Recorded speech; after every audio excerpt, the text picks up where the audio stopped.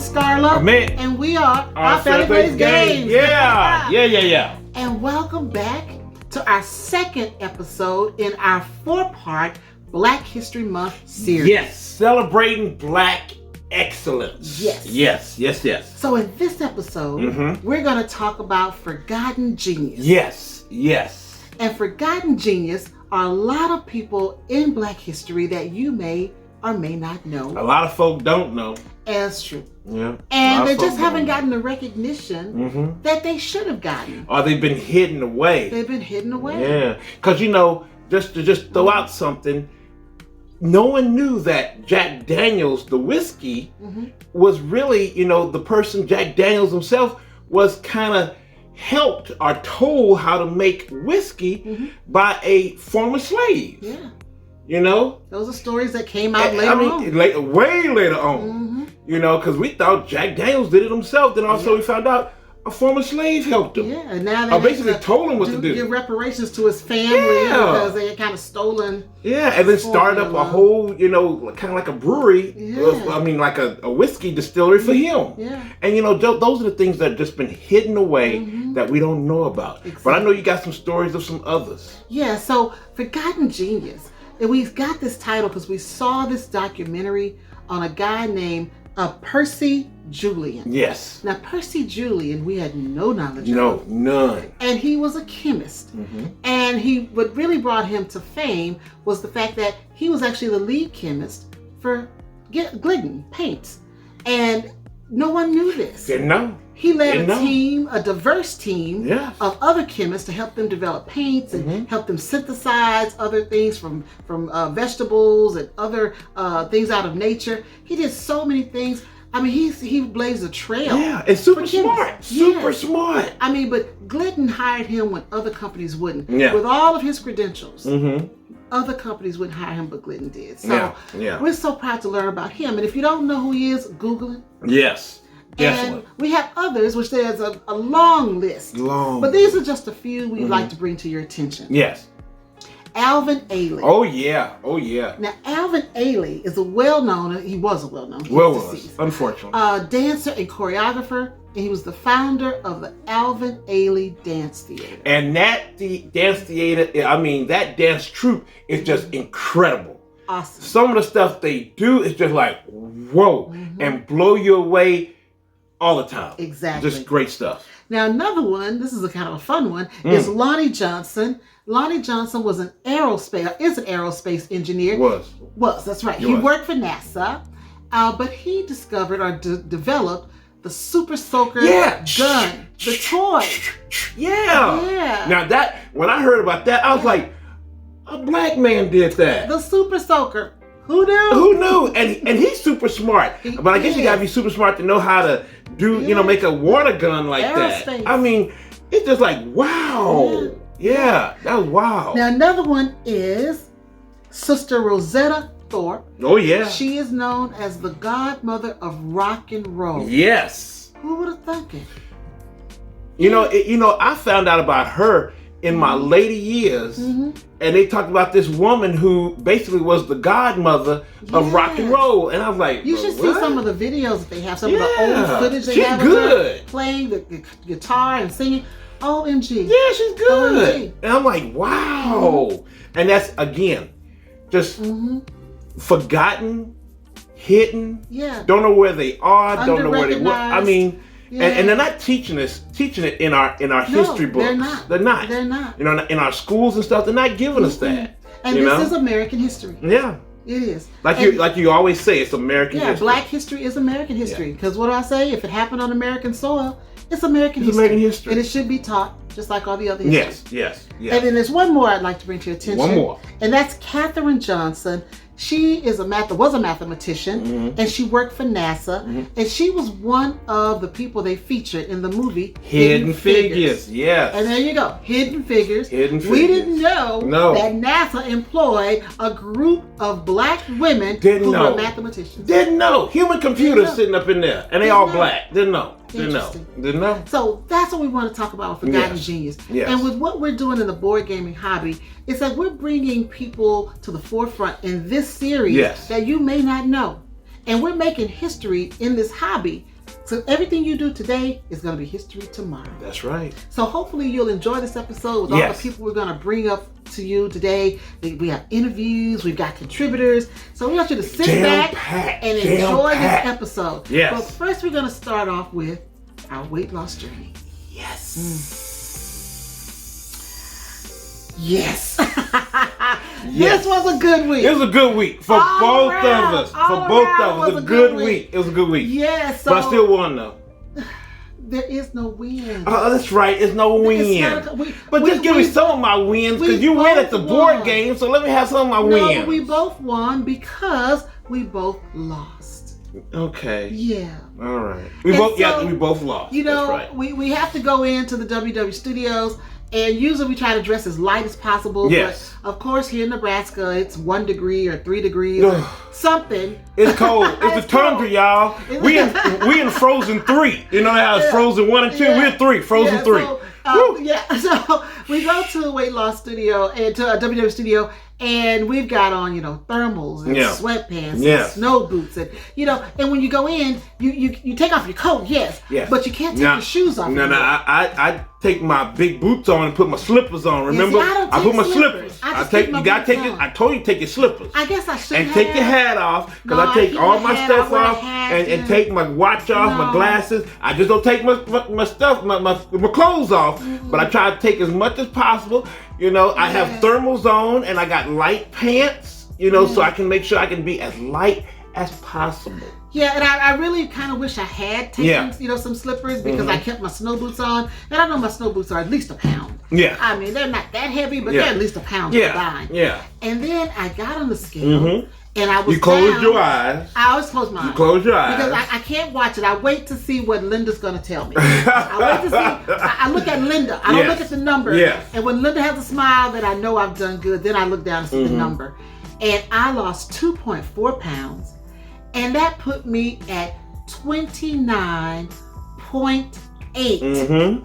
And if I just had 2 more ounces, take off your hat. At Take off your hat, lady. Take it off. And I told Linda, and Linda's like, yeah, you're just 2 ounces away from 30. I said, yeah, it's probably my boots. But I said, you know what? I'll just get some more off next week. So I'm not going to worry about it. I'm not going to try to take out my boots. It was your hat. It could have been my hat. It was your hat.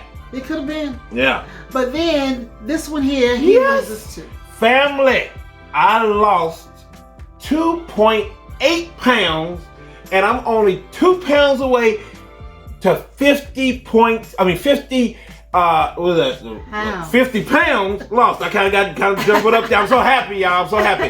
50 pounds almost gone, y'all. Just 2 away. So I'm at 48 pounds, and I'm almost there. And I'm so excited. That's 50 pounds gone. Yeah, I would have never thought about Starla. I would have never thought about that. Just a year ago or 6 months ago. I mean, just to have so much of this, this fat gone. Just gone. Just gone. And I mean, we feel so much better, and that's what we talk about all the time. This being a marathon, not a sprint. Yeah. We've done weight loss before. Yeah. We've done WW before. Yeah. And in 6 months, we had already lost like 45, 50 pounds. You had lost 70 or 80. Yeah. Yeah. But we were really working hard trying to get it off so quickly. Well, now we were able to walk a lot of places. We did a lot of walking. And it was during the summer. Yeah, it was during the summer. And it was in beautiful Seattle. Yeah. We missed Seattle. And that really helped us. Yeah, and we walked around with Seward Park. We walked around Seward Park and we just walked around a lot of places that were close to, where we were in Renton, Washington. And we just walked off. That helped us, get it off quicker. But this time we're in the winter. We're in the winter, but we're getting it off slowly. Yeah, and I'm not walking in no 1 degree. No, we're I'm not walking in the tundra, y'all. I'm not walking in the tundra. We are not. And we really have just changed the way we eat. Yes, we have. And it makes you feel so much better. Yes. So with that being said, we're going to move on to our first contributor. Yes. And that is Ron Frazier. And Ron is really on Instagram. He be showing what he be doing on Instagram, left, right, and center. And sometimes you see him on the Dice Towers. What is that? Favorite Game Fridays. He'll kind of contribute on that.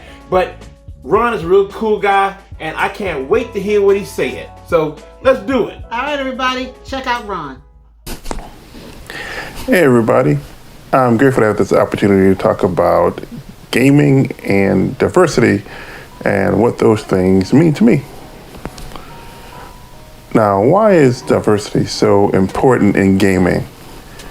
It's important because, quite frankly, gaming is for everyone.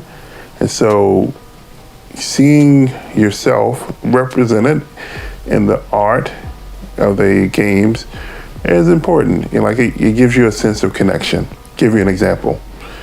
I started playing Dungeons and Dragons in 1987. The art was very slanted towards a certain demographic that was not me, and people that looked like me were often portrayed as savages or villains or evil. But I still brushed it off saying, that's okay. In my fantasy, I can make people look and act however they want to. And I really felt empowered by that. When I saw the new edition of Dungeons and Dragons, which came out in 2014, in the Player's Handbook, there was a fighter, a dark-skinned fighter with dreads. I don't have dreads, but he had a complexion that was not unlike mine. And I didn't know that I wanted that in Dungeons and Dragons until I got it. And so since then, I've paid more attention to these types of things, this type of art and presentation in gaming. And so if I felt that way, I'm sure other people of color feel that way too. In what ways are people of color being promoted and encouraged in the gaming community and industry? I see this happening in two different ways. The first way, on a design standpoint, is while there are people of color that design board games and have, a lot of them just did not have the access to the resources that others have had. And so those folks in a better position have actively encouraged and uplifted those designers, getting them access that they wouldn't normally get. And it is so encouraging to see that gap narrowing, because there are all kinds of people that love games and all kinds of people that love to make games. The other thing is, I'm seeing people of color encouraged to go to public play events more, particularly conventions. I have seen an increase over the years of people of color at conventions. It would be nice to go to one in person one day, like we used to. Remember those times? But I've seen more and more Black people and people of color at conventions, and it's been great. So when I think of three games that people of color would enjoy and why, the first game that came to mind was Diamonds. Now, if you know anything about Black people love their spades. I'm not particularly good at them, but Diamonds is a trick-taking game for 2 to 6 players that, where you try to get tricks, but you can get tricks based on the different suits of the cards, and they do different things. And I feel like that's just a great entry game for people of color, really anybody. Another game I think of is Ticket to Ride New York. Once again, it's a entry-level Euro game. The little sibling to Ticket to Ride only takes 20 minutes to play, has little taxi cabs. It's really neat looking. I feel like it's an accessible theme. It's a great intro Euro game. The third game I think about is an intro cooperative game called Flashpoint Fire Rescue. It has both family-friendly rules and more standard rules. Either way it goes, it's still a pretty simple cooperative game that's a great entryway with the theme of being firefighters, extinguishing a fire in the building while rescuing victims. So check those out. They're really great. Thanks once again, and I just wanted to say gaming is for everybody.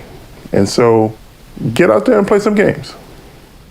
Yeah. All right. So, hey, there go Ron. It was great hearing what Ron had to say. Yes. I'm so happy that he was able to participate. Yeah, I'm glad he came on and said, said his thing. So I really enjoyed what he said. Yeah. Really so what's next? All right, next is news. We're going to talk about a little bit of news here, and I'm going to throw in some stuff that's kind of close to Black history, and also just some stuff that just came up. Some breaking news. Some breaking news. Now, the first one is a big one. It's a big one. Asmodee, did I say right? Asmodee, who basically has gobbled up everything known to man from, Days of Wonder to Fantasy Flight and everything else. Well, now they have bought out Board Game Arena. So a lot of people have a little, they're kind of like a little scared of what Asmodee could do to Board Game Arena. But I'm at the mind is that it might be okay. It might be. They might make it better. Yeah. What they said is that they're going to immediately put on, real soon, Splendor and Skull. Now, we haven't played Skull, but we know Splendor. And I'm excited to see how Splendor is put on Board Game Arena. Now, they said that the prices are not going to change so far. Not right now, but you never know. If they make it look a little bit better, they might be changing some prices. They also said that later on down the road, Catan, Ticket to Ride, and Pandemic will be on the site too. And also that other games that come on from, other publishers and stuff will not be stopped. They're still gonna let them come on, and that's cool. And I hope they do that because they said they're gonna keep Board Game Arena independent and let them do their thing. So let's hope that. Let's hope. I think that's great. I'm not a online board game player, but I just talked to my best friend Marnie, and she and her sister Mandy want to play games because Mandy's in Colorado, Marnie's in Houston, and so they said, Starla, what's a good online option? And I said Board Game Arena. So they're gonna join and get an account, and they'll be playing games online. So I hope Asmodee does a great job with it. I hope so too. I hope they don't, mess it up. I hope they really, make it a whole lot better. It's already user friendly for me, and I hope they even make it more user friendly by putting in an undo button. Put in an undo button when you do something stupid. I want to undo that turn. Make an undo button. Now, next up is that Catastrophic Games announced just recently that they're going to make a board game called Stonewall Uprising, The Fight for Gay Civil Rights. Now, we talk a lot about, our mission is to bring diversity and inclusion. Now, this is inclusion, to bring in this type of theme into a board game, and we can't wait to check it out and play it. Now, to tie it into, Black history, there was a pivotal, person that really was in the Stonewall Uprising, and that was Marsha P. Johnson. Yeah, they have a documentary out about it. Yes. She basically brought it to a front, and she fought for not only Black gay rights, but for everybody. I mean, for all gay rights. And she was impressive. Yeah. So I hope they put her in the game. Yeah. The first time, don't make her a promo. Put her in the game. So, I'm gonna say that if this publisher can make themes like that, other publishers can put in other themes. And there are themes out there that I would like to see for the Black community, and that is, our civil rights movement.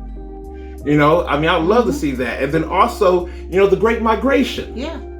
That's a good idea. And how, Blacks came from the South and went to the North to get a better way of life. And I would love to see, some games made about that. Yeah. So that'd be pretty cool. Now, some other news is that we want to say that thank you to Van Ryder Games for highlighting us on Twitter. I was so surprised, and I was like, thank you so much for them to do it. They told us they were going to do it and told us about that, and I was like, oh man, we're humbled that you guys did that for us. Thank you so much, Van Ryder. Thank you so much. AJ, thank you so much. And then also, I want to say that Gloomhaven, the folks from Gloomhaven, Silverfair Games. Yeah, them. Gloomhaven. Yeah, them. Yeah. They were so nice. Price, love you, man. Yeah. Sent to me the puzzle of Gloomhaven. Yeah. Thank you. Thanks, Gloomhaven. Why all the hate? Why all the hate? I don't know, Gloomhaven, I don't know. We've got an interesting Why the relationship. hate? Now see, I want you so bad to play the game so you can see how great the Gloomhaven universe is. I don't know. They keep sending you things, and then they always say they love me. They do love you. They love you. But they send me nothing. They love you. But I guess they can't if I don't. But I love the Gloomhaven universe, and I just love to see the things they're doing, like the comic book, the comic book they had, and now they have the puzzle. I mean, they just still doing stuff, and now Frosthaven is coming up soon. Can't wait. Yeah. All right. So next up is the last one. Now, it's a card game called Simlo, if I'm saying that right, Simlo History. It's a nice little card game that have, some famous people on the cards. Now, the one reason I kind of stayed away, family, because they had all these cards of historical figures and didn't have no people, black folk on there at all. And we were in some history. Yes. Now, I saw on a Kickstarter that they're coming up with some promos that they're going to add in Bessie Coleman and also Frederick Douglass.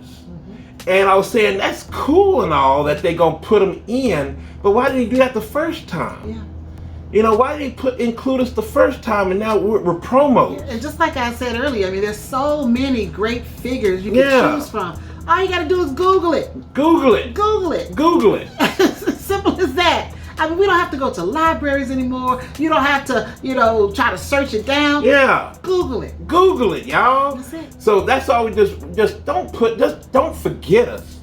Yeah. Publishers, designers, don't forget us. Put us in there the first time so you don't have to come back. Now, speaking of publishers, designers, and, everyone, actually going to go to our next contribution, which is an interview with a writer. A award-winning, Emmy-winning writer. Yes. And poet. And I hope you enjoy what he has to say. We're bringing on Scott Woods. Yes. Great interview with Scott. Yes. So excited to share it with you guys. So stay tuned. Don't go anywhere. No. And check out Scott. Check it out. Hello, everyone. This is Mik and Starla of Our Fan Plays Games. Yeah. And now we have someone very special, and he's very special in the family. And that's Scott Woods, a award-winning, Emmy-winning writer and poet. And he's with us right now. And he's also a librarian, y'all. And let me tell you, I wish I had a cool librarian like him in the library I was growing up at in Houston. I wish. So Scott, what's going on, man? Yeah, we're so excited. I am extremely honored to be here with you. All right, so we're talking about Black History, doing Black History Month. And you're wise and you got some great wisdom out there. So Starla's gonna start off with the questions. Yes. And we're gonna go ahead on with this. Well, the first thing I know that our viewers want to know is, who is Scott Woods? Yes. So I am a librarian, but I'm mostly known as a writer, right? I write essays. I've published 3 books, 2 books of poetry and 1 book of essays about Prince. And I'm also an organizer of events, cultural events here in Columbus, Ohio, under an organization called Streetlight Guild. Yes. And I do a lot of writing, right? So I do a lot of I do weekly entries for Level Magazine and for a local magazine. So I spend a lot of time in front of the computer. Yeah. Yes, you do. Well, yes, you do. We know about your writing, but I know everybody else doesn't. So if you don't know who Scott is, Google him. Google him, y'all. Now, we're into board gaming, and we know you are too, and that's how we met you. Yes. But what I don't know is, how did you get into the board game hobby? That's a great question. So I got into board games. Here's a funny story. All right. Okay. So my family always had a couple of games like Scrabble and Monopoly under the couch. But, I didn't really have an appreciation for them growing up like that. Well, for what? You put them under the couch. My mom was like, that's got to go somewhere I can't see. So, but one day, and I don't remember how old I was probably like 10 or something. I was at the library because my mom was always dropping us off at the library to go do whatever. And I saw a bunch of kids around the table playing something.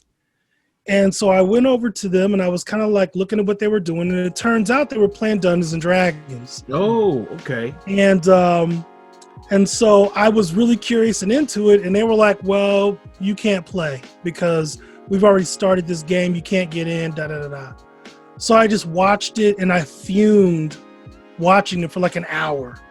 And then I just kind of dedicated myself to that point moving forward. I was like, I'm going to be in all the games. And so pretty much from that point forward, I got really into games. And then when I became an adult, some portion of my budget was always kind of like aimed at games. But I didn't get real hardcore probably until about 5 years ago. Okay.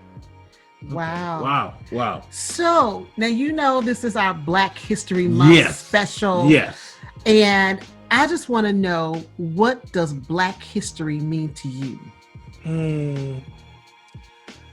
So I was watching Judas and the Black Messiah today, right? The movie about Black Panther Fred Hampton.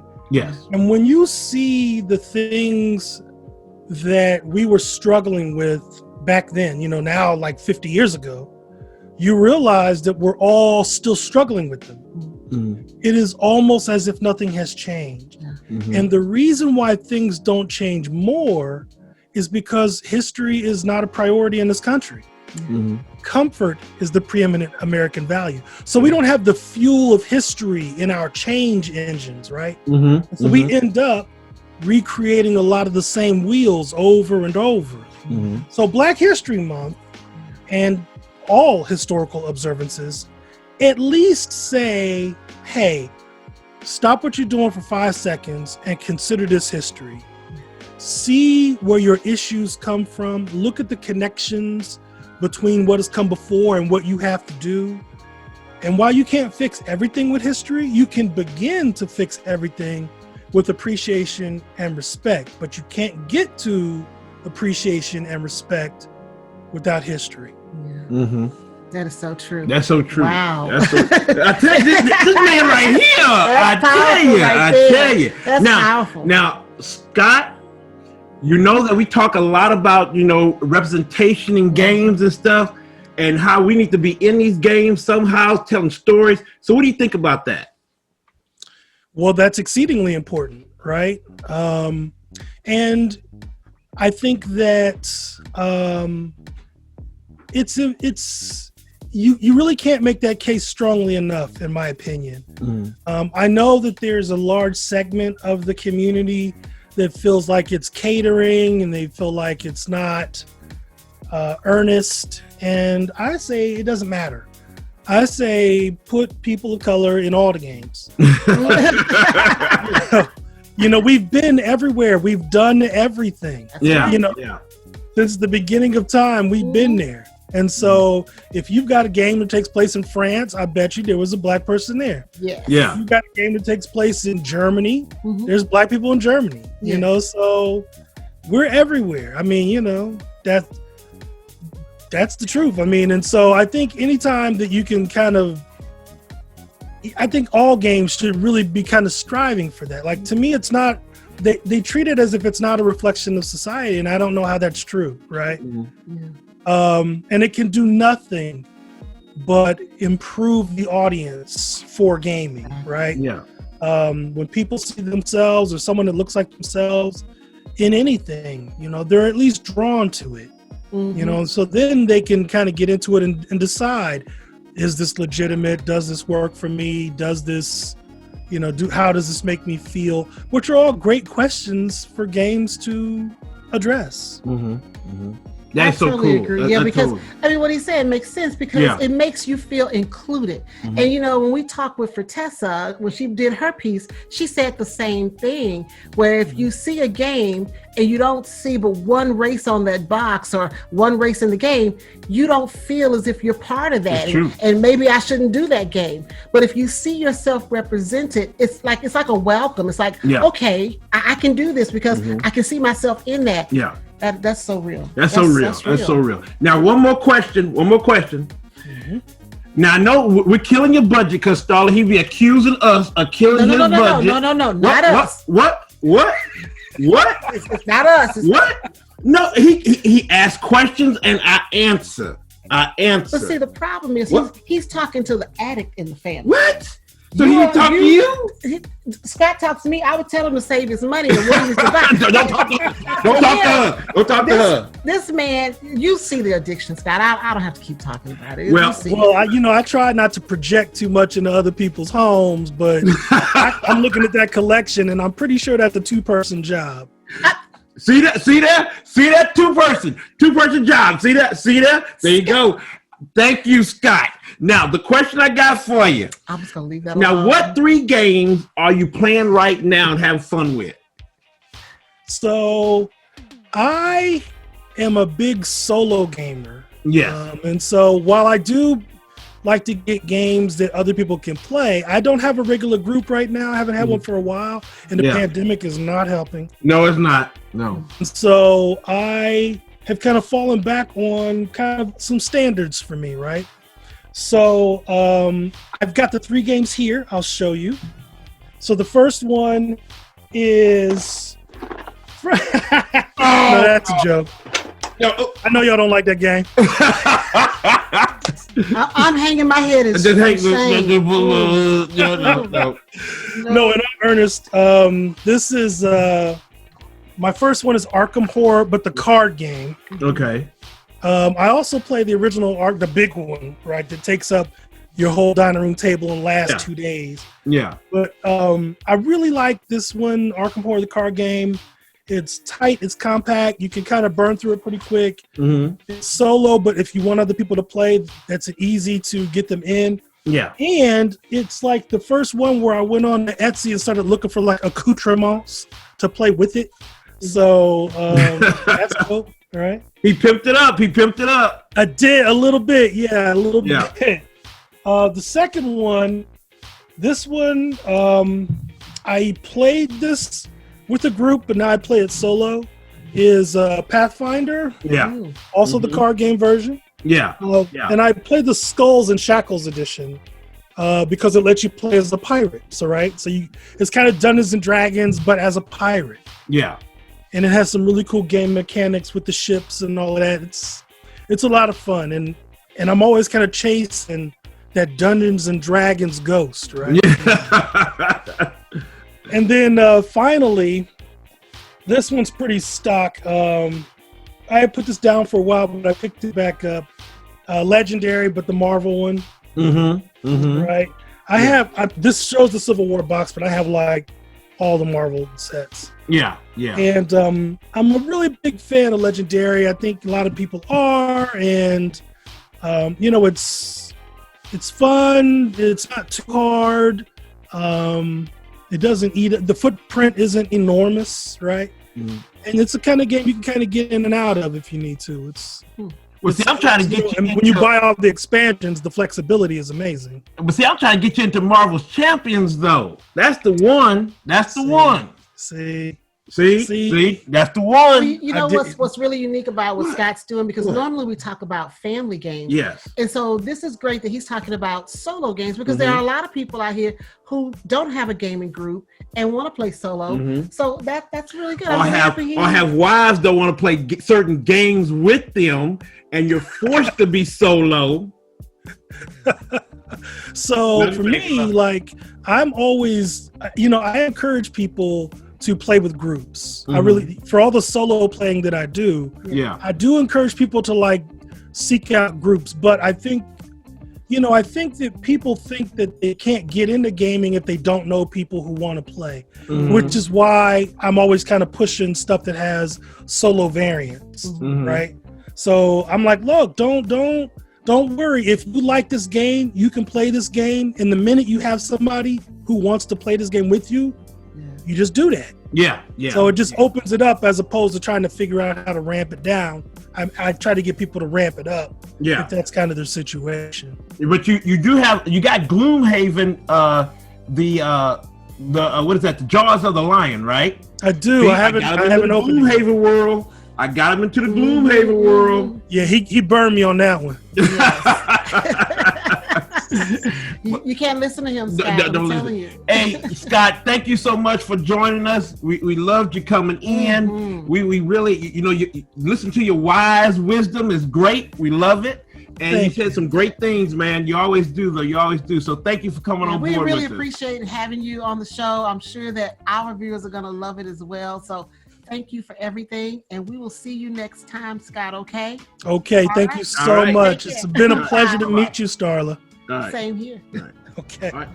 Wow. Man, that man has some wisdom. Scott is so He has some wisdom. He says such awesome things. Yes, he does. You just want to listen to him, and then you want to go back and say, "Oh my God, how did he figure that out? How did he come up with that?" That man can spin some words and just tell you how it is, and I love him for it. I love him for it. That was awesome. I love it. So next, okay, we're actually going to bring on. Now, first, I want to say that. Valentine's Day is coming up. Well, it's going to be on the day of when we put this out. I almost forgot. It's Valentine's Day. And I want to say happy Valentine's Day to all the lovers out there, happy family. Happy Valentine's Day, everybody. And I want to say happy Valentine's Day to you, my love. Oh, thank you. Yes. So just want to say happy Valentine's Day. Now, coming up is a up-and-coming designer that is going to do some good things with some games coming up. I know he's going to do some good things. I know it. I can feel it. Yes. But so now we're going to talk to and have an interview with Jay Bell. Now, recently he was on Twitch, and he was on this Unpub Twitch, program, and he pitched this game and blew it out the water. So I'm looking for great things for this young man. So here it is. All right, everybody. Hello. And we mentioned earlier we were going to bring you Jay Bell. Mm-hmm. And Jay Bell is in the gaming hobby. He's going to tell us a little bit about himself. So we're going to start off with the introduction. Because he's an up-and-coming designer. Yes, he is. Yeah. So first thing we want to know is, who is Jay Bell? Who are you? Right. My name is Jadon J. Bell. I go by Jay for short, and I'm from New Orleans, Louisiana. I've moved around quite a bit. I lived in New York City for a little while, and then in Princeton, New Jersey. I've been doing a whole lot of creative stuff pretty much all my life. I got my graphic design degree from the University of Louisiana Lafayette, and ever since I've just been creating stuff. I've done improv. I hosted a radio show for about a year.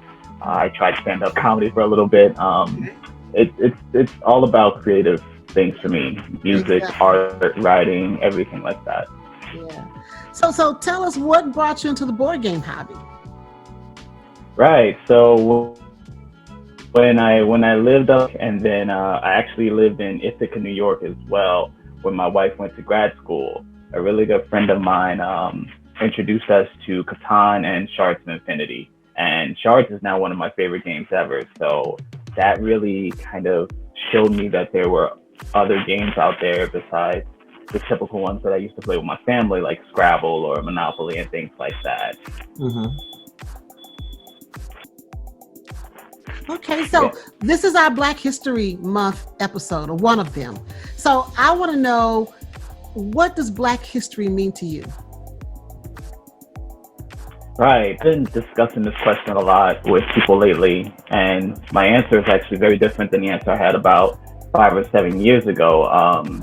When I went to school, I feel like I was miseducated and sort of told this lie that, Black history is this thing that we kind of just do because it's expected, not because it's respected. Mm-hmm. And that made me a little apathetic to all of our, past accomplishments and things like that.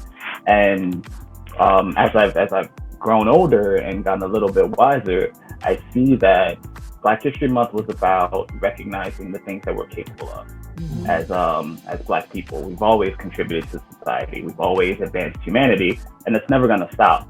Mm-hmm. So now I look at it as a chance to not only reflect back, but to also think about the present and the future, because, the acts of Martin Luther King Jr. and Rosa Parks meant the same thing to my ancestors as, the actions of John Boyega or Keke Palmer and all these people who are fighting for us today. Mm-hmm. I agree. So I always tell people that Black history is American history because they seem to forget that somehow, that it's a separate thing. No, if it happened on American soil, it's American history. Yeah. So yeah, that's, I know as you grow older, your opinions about things change. And I had to come to that realization because kind of like you, it was like, oh, this is a special thing. It's just, this thing is ours and we're different. No, it's not. We're American. Yeah. We're Black. We were born in this country. So whatever we do is still part of American history. That's true. That's true. Now, Jay, just recently you were at Unpub, pitching session on Twitch with a whole bunch of people in the industry. And man, you blew it out the water, man. You blew it out the water. You did a pitch for the ages, man. And that's what they're telling me. Yeah, you got people looking at you. You had, well-known designers talking to you like Eric Lane. But, they all talking to you and stuff. Better come with a contract soon. But, they doing their things for you. So how'd that feel? How'd that experience feel? It was a really, really amazing experience.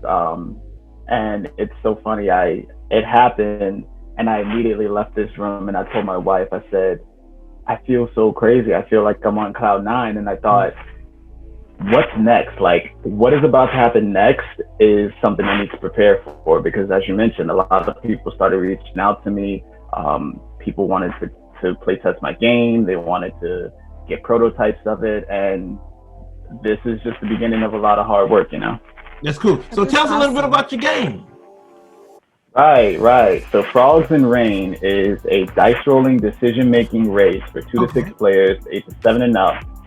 And it's based on a cultural tradition here in the town of Rain, Louisiana, where frogs would race to see, who's the fastest, who's got the legs, That's how we do it here in the South. And put a little of that culture in there. I like that. Put a little of that culture.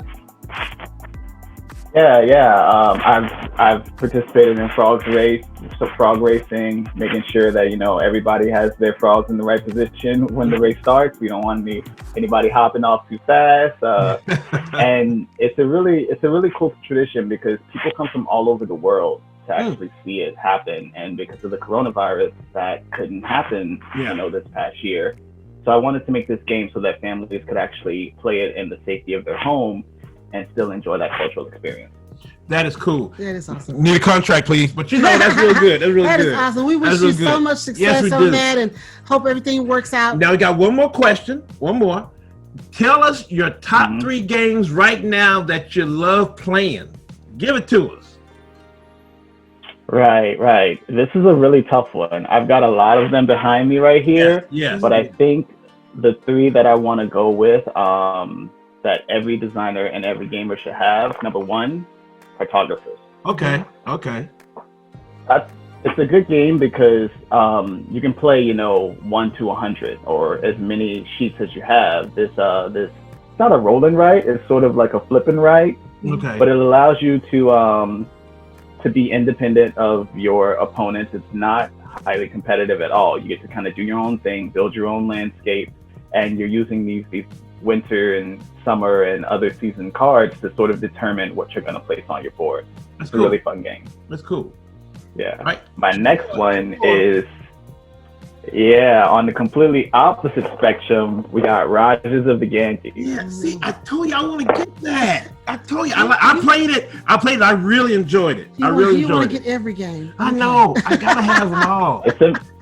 That one's in my top 5. There's so much to love about it. You got dice, you're building your tableau, you got this river that you're progressing up that gives you special powers, there's combos. It's a really, really, really fun game. Very strategic, very big brain burner. And the reason that I really like it is because I haven't won any game. I've played this game a couple dozen times and I haven't won. Someone's always outsmarted me and I'm like, I gotta figure it out. I'm gonna win this game one day. I hear you. All right, last one. My last one, my number 1 game, Carcassonne. Yeah. That's a good one. That's a good one. I got the big box because I love me some Carcassonne. But for anybody who's, wanting a light, simple game, some tiling, which is fun, you get to create your own landscape. Carcassonne is a really fun game because you place your meeples and they score differently based on where you're putting them. Yeah. And once you feel like you've got the hang of it, throw in the river, throw in all the other expansions, and just keep adding on to the game, perfecting sort of your style of playing Carcassonne, whatever your family or your game group likes to do. That's why it's my number one game. Yeah, we like it too. We like it. That's one of our favorites one too. Yeah. Well, Jay, tell everybody where they can find you. Yes. Right. So I'm pretty active on social media. You can follow me at the JBell, DJ Bell. That's TheJaybell. It's on Facebook, Twitter, and Instagram. And you can check out my personal website, cloverspark.com. That's CLOVERSPARK, where I keep all of my graphic design, my board game, art, music, blogs. Everything is up there. Cool. All right. Well, Jay, thank you so much for joining us on this episode. It was so nice learning more about you, and we're so happy to share with you, share your story with everybody else. So thank you again. Get this man a contract now. And we will check you out next time, and we're going to go to the next content creator. All right. Bye, everybody. All right. Bye-bye. Woo! Now I want to play that game with a frog racing game. Me too. Frogs racing. Where did Jay come up with that idea? But you know what? Basically, it's in Louisiana. Yeah, so, and it's his culture, it's a culture, and that's pretty cool that he's bringing his culture to the world. Yeah, I love that. I love Jay. Jay, we're looking for big things from you, man. Yes, we are, big Jay. things. Yeah, but thank you for being on there. Thank you. Yes. Yeah. So now. Last but not least, we got one more. One more contributor. Yes, and this couple we met, of course, through board gaming. Yes. And their channel is called BlackBoard Gaming. Yes. And we're going to bring you Dwayne and Alicia, and they're going to talk to you a little bit. Now, Alicia is, she works she's a historian. Yeah, she's a historian. Works for a black museum. Yes, she does. So she knows what she's talking about. That's right. So so let's check them out. What's up, guys? I'm Dwayne. I'm Alicia. And we are BlackBoard Gaming. Why does Black history matter? Many people believe that the story of Americans of African descent began on slave ships and ended with the Emancipation Proclamation. The truth is, the African American story is much more than that. Black history is American history. In order to really understand who we are as an American people, everybody's experience has to be included in the narrative. Black history matters because without it, the American story is incomplete. Wow, that was deep. Okay, so the reason I got into this hobby is because I was looking for something that me and my wife can do when we became empty nesters. And I started exploring board games. And now she loves board gaming with me. I love board gaming with her. Yes. So the three games that we like to think that people of color or African Americans will like is, first, we got to put a cooperative game in there. And that game is Just One. Just One, we've had so much success introducing it to people, our family. They went out and bought the game. It's just a lot of fun. It's a great party game. It is. Every group we've introduced to Just One has loved it. Okay, so what's... Our second choice is Trekking the World. Trekking the World is a great game to introduce new gamers to the hobby, but it's also a great theme. It shows how big and amazing our world is, and it's lots of fun. Yeah, Trekking the World is great. So, but last but not least is Splendor. Splendor is a great gateway game, easy to teach, easy to learn, familiar to African Americans because of the cards, the poker chips. I love the feel of the poker chips in my hand, and we've introduced our family to that game, and they all love it. So I'm Dwayne. I'm Alicia. And we are BlackBoard Gaming. Bye. All right. That was really good. Yeah. Thank you both, Alicia and Dwayne from BlackBoard Gaming, for just being a part of this episode. Yes. We really appreciate it. We do. And check out BlackBoard Gaming. Yeah, check out their channel. Yeah, do that. The links will be below. Yeah, all the links will be on the video, of course. We always put the links there. So that's it for this episode. That's it.